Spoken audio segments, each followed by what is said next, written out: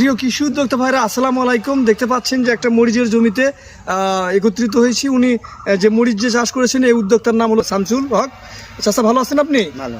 তো উনি যে মরিচ চাষ করেছেন মরিচ সম্পর্কে উনার পাশাপাশি আপনাদেরকে একটু অবগত করি যে মরিচ যখন চাষ করলেন মরিচের কমন যে সমস্যাগুলো হয়, সব থেকে বেশি সমস্যা যেটা হয় সেটা হলো থিপস। এই যে থিপসের আক্রমণ দেখুন, যদি একটু আপনি সামনের দিকে এগিয়ে আসেন, এই থিপসের কারণে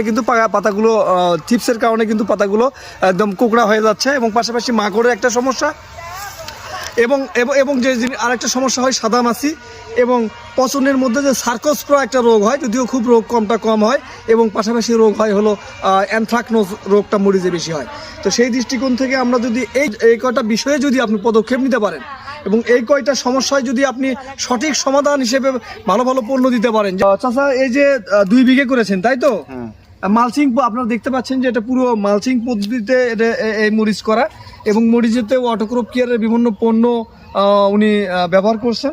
তো যাই হোক, মরিচে যে সমস্যাগুলো হয় এই সমস্যা যদি আমরা সঠিক পরামর্শের মাধ্যমে অথবা সঠিকভাবে যদি এই ভালো পণ্যগুলো ব্যবহার করতে পারি, তাহলেই কিন্তু এই কৃষি ব্যবসা এই উদ্যোগটা কিন্তু লাভ করতে পারবেন।